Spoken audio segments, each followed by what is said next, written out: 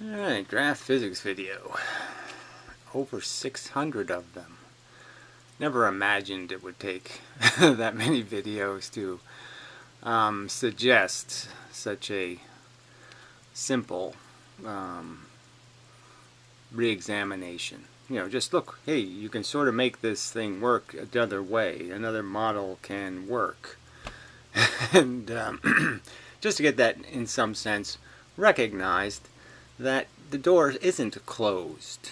That it is possible that this quantum thing is a little bit messed up, quantum mechanics, and Einstein's a little messed up, and that if you remix those two things a little bit, you can come up with one thing that actually describes a physical universe instead of a virtual universe full of virtual things, little invisible particles and stuff. I mean, invisible in the sense of Invisible Man stores where they bought it. You know, they went to, like the coyote in the Roadrunner, he went to Acme and got whatever he needed. Yeah. Dark matter bomb. Anyway, so Holidays made another one of his just so petty and so nitpicky.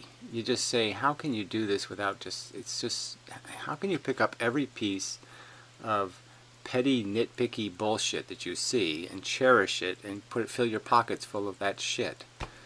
I mean, you know, and feel like any kind of man when you make arguments like this. So vacuous and useless. In terms of your own theory is 10 times more vulnerable to these kinds of examinations.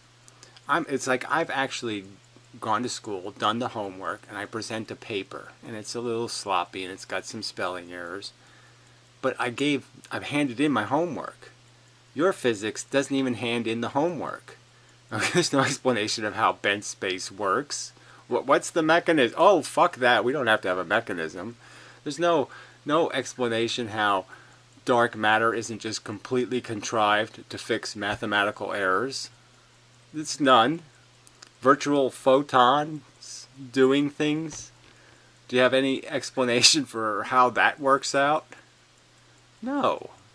And yet you'll throw these petty little mud balls at my work when, yeah, the liability of my work is it's an actual theory that isn't dependent on every single important part being made at the Invisible Man store.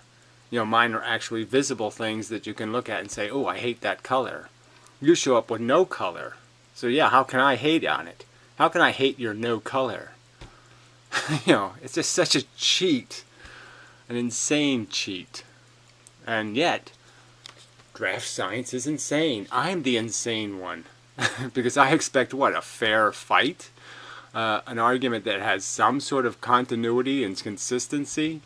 Like you're going to hold up me to a standard of explaining exactly how, when two ultra-mundane, ultra-super hard particles bang into each other, you know, exactly what's the process. Bazillionth of a second by bazillionth of a second diagram. And yet you'll just let the Earth fly into the sun and it's just geometry. We don't have to account for it in any way whatsoever. And I'm insane. No. You've got it so wrong, logical imperialist. You just can't get more illogical. You are the epitome of the opposite of what you claim to be, like most people. You're just some guy saying, I have a big dick, and you got nothing. I mean, you got nothing. Okay, so there's draft science is insane. Clear insane. Yet there won't be any, so please just cite the element of my belief system that is, in your opinion, qualifiable as an insane thing to believe. Alright, the thought alone that tens of thousands of PhD physicists can be wrong is ludicrous. So that's in the context of that when they teach the subject, they warn the students, this isn't going to make any sense. Your brain is going to start farting all over the place. You know, it's just going to have total diarrhea when we start telling you this bullshit. But yes, just ignore that your brain says, what the fuck are you talking about? The photons are reading my mind. The photons know how thick the glass is. The photons are really, really smart, and I'm really, really stupid because I don't understand how smart they are. So in that context, that they actually teach the subject, warning the students that this isn't going to make any sense. Right, that they can't possibly have made a mistake somewhere, and that's why it doesn't make any sense. That can't possibly be the explanation. And Holiday says, yep, to that pile of shit. I mean, what, just trash fucking comments. I mean, this bullshit that if I don't believe what you believe, I'm insane. I mean, you really think that's a rational argument to make? Because I just don't fall for all your mechanistic universe. The underlying universe is this hugely complex mechanism, and the real universe that we see is just a little tiny skin on top of that huge infrastructure of, the space figuring out how much the mass weighs, and then it tells the mass how to move, and blah, blah. So anyway, so then mindless marbles to the rescue. Irony much. So he says, I hate to say it, but this video seems like unproductive ramblings. Yes. You talk about metaphors of sea versus field. Yes, see, Holiday is now some sort of vocabulary Nazi. And just like Pirro, I'm not allowed to use the word diffraction because that means a specific wave theory function. And now the word field can't be used because because Einstein has field equations, and Einstein's field theory isn't a force theory, it's a theory about geometry. So fields are now geometry. So if I say battlefield, I can't do that anymore. If I say field of corn, oh, no. Call it something else, like a bunch of corn. Can't call it a field of corn. So every idea of just saying a lot of something spread over space, you can't use field to explain a lot of something spread over space. You're not allowed to do that anymore because the fucking vocabulary Nazis have stolen another word and says it's our special Einstein word now, or it's our special quantum mechanics word, and you can't use it to describe any other function. It's just such crap. And in the second place, what makes this even sillier is I don't bother using those strong metaphors at all. I talk about an active particle theory. I talk about a bunch of particles. I don't heavily use metaphors to describe them. I show a picture of a bunch of particles. I don't bother telling you whether it's a sea of arrows or it's a field of arrows. I say it's a bunch of them. I don't even care about this vocabulary. So that makes even makes it more ironic. Where have I called what I have a field theory? I haven't done that. Shit. This is stupid. So he continues. A metaphor isn't supposed to carry over all properties in this case. What is this? Demonstrationality of a field is not part of the metaphor. Well, I'd say any part of the idea of what a field is, which is a bunch of something spread over space, is valid. So if you want to use it to just explain that the space is filled because there's lots of stuff in it, or you want to use it to say there's so much stuff that, if you push one guy, he pushes the next guy, he pushes the next guy. A field of dominoes. So many ways to, yes, use the word appropriately. And yet now they're saying you can't use it. It's some sort of big problem if you say a field of dominoes. You're going to create confusion about what's taking place. Also, you have not given an argument for why instantaneous reflection is problematic. Well, I would say if you're going to say the word instantaneous reflection, in that it didn't take any time, I'd say, yeah, that's probably wrong. The point is nothing has to slow down. There doesn't have to be some transmission of information through the things, and then that reflection comes back and forces an action. The distance between action and reaction can be incredibly small, let's just say that. the amount of time consumed between action and reaction can be so small that it would be undetectable by any means we have. Alright. Ultimately, any model will be premised on certain given rules which can be questioned. Yes, and obviously I would say do that with the rules I've established, but I'm just saying that most of the rules I've established are so simple and so basic that I don't think a rational argument can be made to dispute them, because they're so simple. The universe has to actually do something to have done all of this complexity. And I've broken all of this complexity down to just the simplest of mechanism. You know, reflection and right or left or forward, back, turn. So the idea of a perpendicular turn and a reflection. So I've taken the entire complexity of the universe and broken it down to those two mechanical events as rules. And the constancy of speed for the bits doing these reflections. And here people are complaining. Just amazing. Too many rules. That's too many rules. Alright, so the last thing he says is, you question the idea of instantaneous reflection, but would you not question any alternative just as much? Yes. Well, I can explain. It's not, you can have reflections that are almost, that consume no amount of real time. And I'll explain what real time is.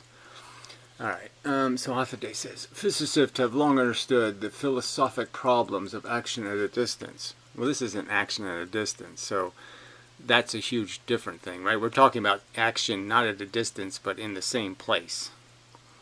So it's not even appropriate to call that action at a distance, because we know how long it takes to get from one place to another. All we're talking about is the difference between being this way and flipping that way. So we're talking about the time it takes to flip something. And I'll explain how a flip isn't slowing down. A flip, you maintain your momentum. Alright. Don't criticize the nature of a video that is adequately titled to suggest its nature. It's amazing. I didn't think he criticized the title, but yes, all your videos are horribly titled. And the fact that you can't figure that out, bet on you. Sorry. Further, if you do not understand the philosophic problem of anything instantaneously happening, for you at least, it is quite a productive video. So again, no, you really didn't go into the idea that what causes the problem with instantaneous is the thing at a distance. The distance component of instantaneous is a problem. Instantaneous in one location isn't so much of a problem. Alright. Instantaneous equals magic. So I would argue, I could say yes, only if you're going to take the word instantaneous to some extreme. So then it just becomes a preposterous word. So the same thing for like spontaneous. We could argue that nothing can truly spontaneously happen or something. Well, it might not be as bad a word. But well, anyway, we'll just... Fine. This seems technical minutia. If we're talking about a perceivable versus a imperceivable difference. I would argue that this will be the amount of time consumed will be billions of times smaller than we'll ever be able to see with any ruler we'll ever make. That's how small the amount of time is. So we're talking about the distance, the length of a quanta, let's say. And we are gazillions of times away from being able to resolve that distance. But anyway, completely free of mechanism, for it has no in-between steps. It was one way and undifferentiated in the same moment it is in another way. As for what I choose I will, or at least as it appears to, LOL. As for what I choose as I will, or whatever that means.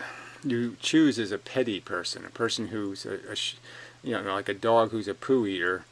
You're a any petty argument will do person. It's just, you're just such a hypocrite. If you applied any of these standards to your own physics, you'd be doomed. And he even says it in the video. I mean, that's what makes this all so bad. So in the first place, let's understand, I haven't excessively used words. I might have said a sea of particles, and I might have said a field of particles. Now, I haven't done anything dramatic about claiming it to be some sort of, doing anything besides explaining the field as clearly as possible. I've used diagrams to illustrate that the field, exactly what I'm claiming the field is. So I haven't just thrown the word field out and said, use your own imagination. I've thrown the word field out and talked about how, because of the field, I've used this exact drawing. Exactly this drawing. Okay, there's the field. Okay, little bits of something moving the speed of light in every single possible direction. Okay, and they have two polarizations, two types. Exactly what a type is, I'm leaving that open question. But there's two types, two polarizations. Now that's it. And I've pointed out that the consequence of that is this, that every one of the little bits that's going to hit you takes a straight line path, and you become just like an opposite of a light bulb. The energy just comes at you from all directions, and it creates a pressure, and that pressure will explain why the earth is round, a sphere, and why the sun is a sphere, and why everything that has gravity is a sphere, and why even all magnets would be spheres if they were made of something that could be a sphere. If you break a magnet, it'll attempt to reshape itself in the form of a sphere. That's a little dangerous. I won't go there. Back up. I'm not claiming that. So I haven't really thought about it. So yeah, magnetism is different. Magnetism is polarized. The sphere thing happens for dipoles and monopoles. No, it happens for monopoles. And everything's a gravitational monopole. Yeah, that's the way to say it. But, often they say, oh, you're not allowed to call something polarized that isn't really polarized. Anyway. Alright, so there's been no... So I haven't left any ambiguity to what I mean by field. Now, and I've said in the past that, theoretically, we could all break all these theories down. We could say, well, what's an ether? Okay, if I was to try to form my theory into an ether, to make it compatible with ether theory, the real distinction would be, my claim is the ether bits are moving. They have momentum. So you can't really wave them or move them. All you can do is organize them. So that is, you have to take the stuff that's moving and interfere with it in some way to make it move with a pattern. But you can't just create a perturbation at one side of the ether and it just bounces through the, say they're fixed. So there's fixed sticks. So just imagine sticks going this way, all the ways, filling all three dimensions, but they're just sticks and they wobble. That would be an ether theory, because all I'd have to do is hit a stick and hits the next stick, and so it's like dominoes, and the thing travels the sticks. What I'm arguing is most of the movement is in the field's already moving, and that if you want to move, if you want a stick to travel through the medium, you actually have to pop a new stick in. So you can't just hit a stick, you gotta push a stick.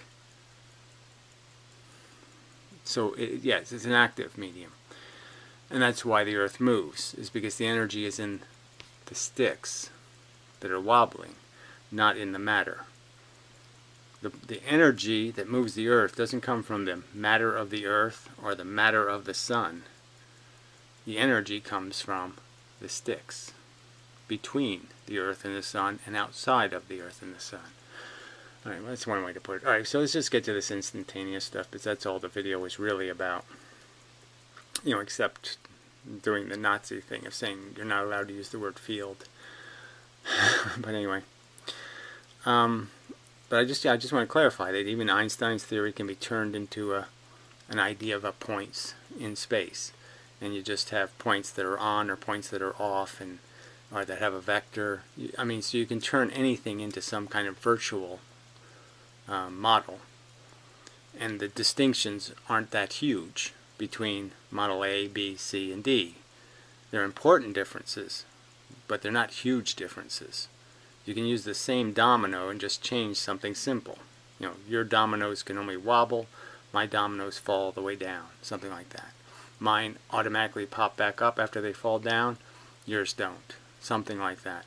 So you can have the same functional model, just a few little different rules, and it makes it entirely different in terms of how the field will behave. So this mush, these minutia arguments in that context are obnoxious to conversation and are anti-scientific, because you're basically excluding reasoned examination, especially when you say yep to some inane accusation that you must be insane to question the evidence that exists for the current religious dogma. And it's pretty much that bad, because the evidence is so weak. No DNA evidence, no size 14 Bruno Mollies. You got so little. You don't even have a bloody glove. You got a cut finger maybe. You know, suspicious that some guy cuts his finger on the very night his wife's head falls off, but that's not really proof.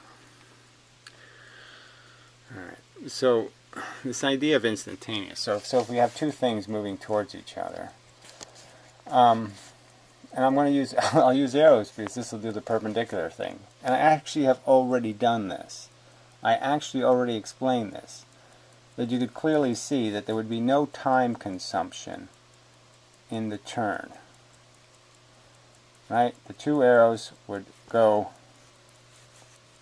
well, this isn't consistent with my theory, so I'll draw it consistent with my theory.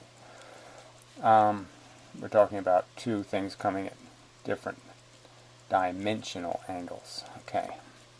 Now you can see that these two arrows will fold, their creases will meet. And when that happens, they'll both just slide in the new direction. So neither one of them will slow down. They'll just slide into the new direction. So they'll essentially take this angle, let's say. But it's going to be such a tiny angle, so there'll be a little bit of a change, a little angular change, and they'll hit the new direction. So it's certainly not instantaneous, but it's as close as you can get, in the sense that their change in direction won't slow them down any. So for it's like the flipping thing, so I'll do the flip argument. Say if you had two things that were coming at each other, and let's give them length, so you can understand, and they hit each other, right? Well, what's going to happen when they hit each other? You could argue that what's going to happen is the object is going to tilt, and then it's going to tilt, and then it's going to tilt, and then it's going to tilt, and flip. So it's going to go through, so the front end is going to move here, and the back end is going to swing kind of the opposite way. So this is going to flip this way. So this one still moves. So it's going this way, and then it moves a little bit that way, and then that way, and then that way, and then that way, and that way. So it's still going the same speed, and this is going to flip this way. And so this one's going to flip this way, and this one's going to flip this way, and this one's going to be flipping this way. So all the bits will still be moving the same speed as it flips. Now, how much time does that use up? Well, it uses up how much time, pretty much that's just the length of the quanta almost, would be the argument. It's a very little amount of time. This is a very little amount of distance. It's this distance. So you say, okay, it's 3 quanta diameters, lengths long, or something. So yes, okay, it's not instantaneous, but the process doesn't consume any significant amount of time. It's not like a tennis ball compressing and then re-expanding. That takes time. But the more hard you make the interaction, the more see, I hate to say elastic because it's just confusing, because elastic means the opposite of elastic. So the more the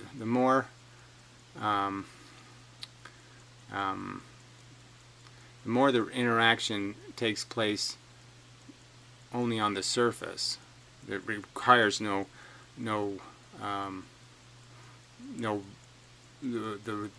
reflection is off.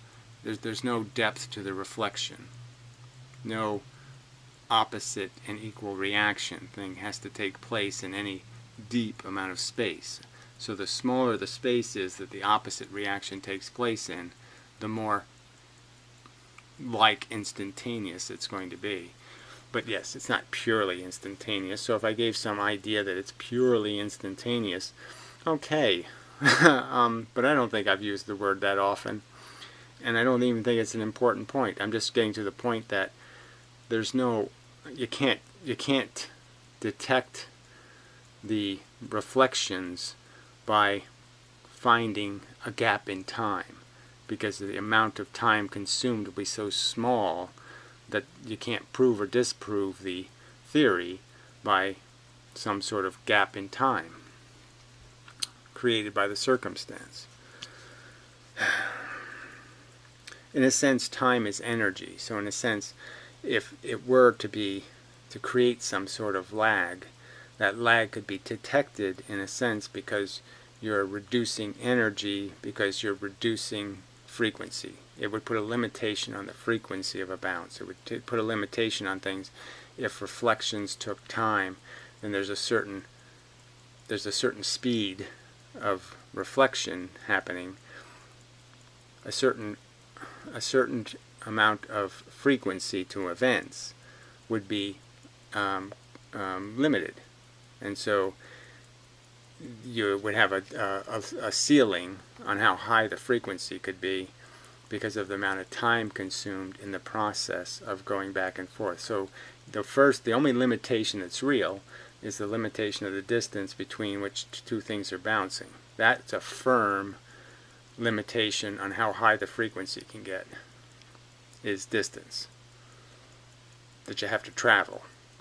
But if it takes time to reflect, then obviously that would be another limitation on how high the frequency could get. I'm just arguing there's no obvious draconian limitation on frequency created by the time consumed by reflection, especially in this perpendicular circumstance where it is so minute amount of time it takes for this curve. It's such a tiny amount of distance. See, this flip is a big amount of distance compared to this curve. This is a tiny curve. So anyway, it took longer than I thought that would do, but so I don't know if there's any point in playing it. I'll just play pieces of his video because that's his argument is this stupid, in the sense that it's about a piece of minutia detail that his own physics doesn't even have a paper on. It doesn't even come close to explaining any of this, because every one of its forces are virtual, dark, invisible, non-existent. They have no function. There's no workings. They're just watches that tick, and there's no workings inside to critique. I'm opening the back of the watch and showing you my gear work. I'm showing you how the gears work, and yet you're critiquing, and yet you're coming to the table and saying, look at the invisible gears, and you're saying you're a fair cop. Man, you really don't understand the concept. I mean, how many times did you, put, mercury in your boxing gloves when you were a boxer? I mean, you really just you can't be fair, right? I mean, this isn't complicated. I mean, we know there's no physical explanation for bent space. We know it. We know there's absolutely no, it's completely, a completely godlike claim that time is bent, because there's no way to prove it. And then you have all these other elements of your physical theory it's dependent on.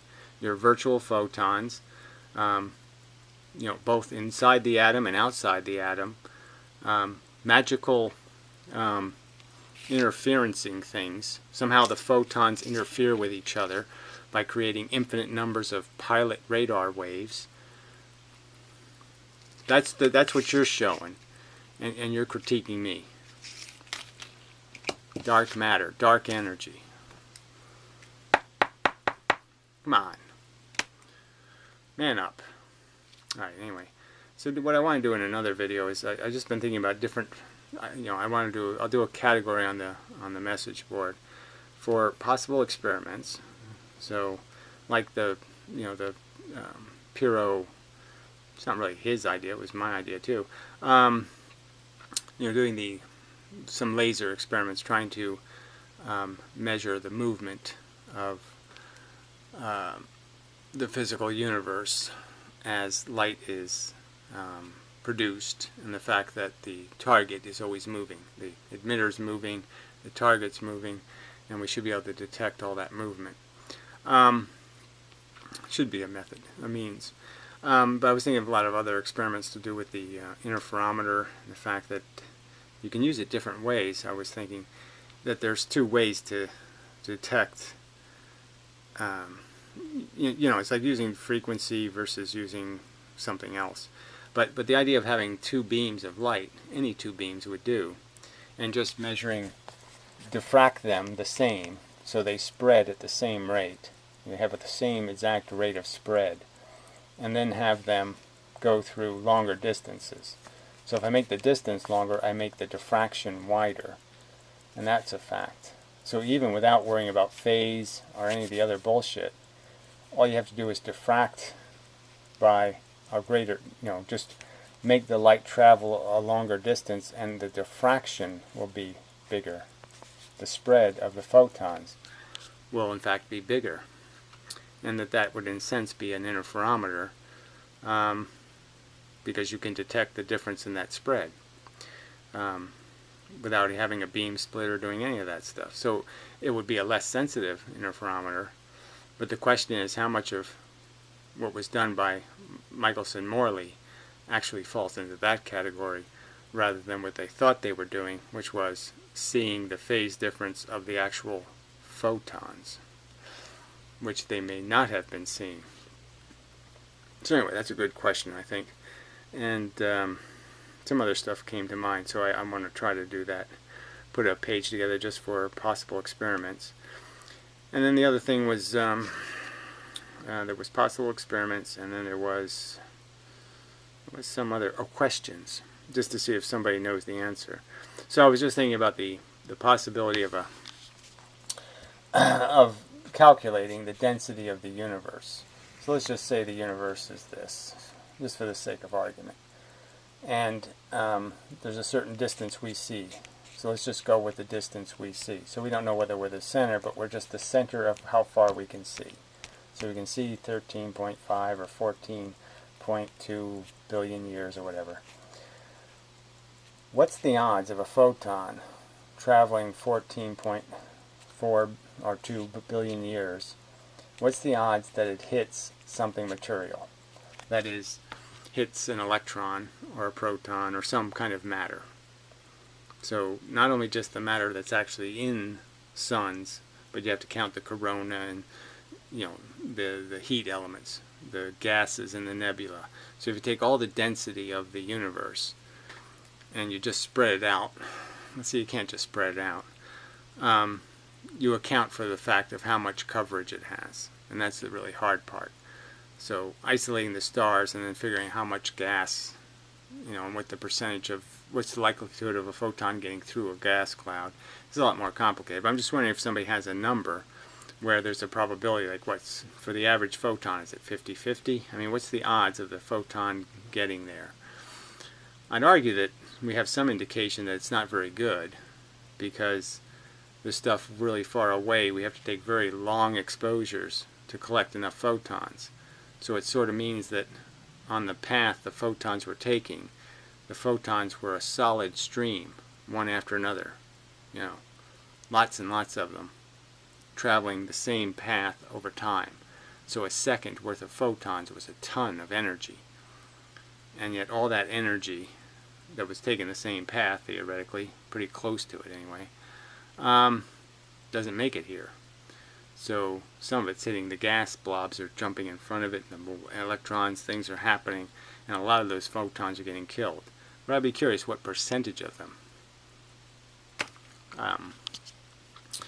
Be an interesting thing to know. So anyway, I thought this video was going to be, well, no, I mean more something a little deeper about what fields are, and how you confine them or define their limits, because there's no conversation about that. I mean, does the bent space go forever, infinitely? Is the electro field an infinite field, goes forever? Does the magnetic field go forever? I mean, these are all fields you can push something through, so they're a field of something, because you're causing a something to happen to be transmitted through them. And my field, so that was another question I wanted to find an answer to. If somebody knows, what is the cosmic background radiation bouncing off of? I mean, to be seen, for a past event to be seen, it sort of, by definition, has to reflect off something, or it couldn't be seen. So what is the speculation for what the cosmic background radiation, what screen, what is it bouncing off of? If it's just bouncing off the existing matter, then we're back to this density argument. That then we have to figure the universe is pretty dense, and that it's reasonable to believe that lots of energy can be trapped in that density for a very long time, meaning that a photon could end up ricocheting through the universe for perhaps, theoretically, many, many billions of years before heat death, or whatever you want to call it, cold death. Alright, anyway, enough of the video. But I mean, there should be, people should be grown up enough to say, insane. I mean, that's just a silly accusation. I mean, it's just silly when it's said seriously. Jeez.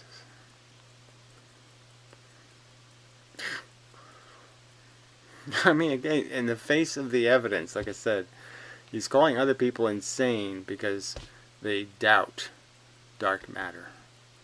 They doubt virtual, any physics. That any of the physics is virtual. That it has to be something real. It can't just be a virtual. You're not insane if you're saying, I think the universe is made out of real things, not virtual things. Yeah.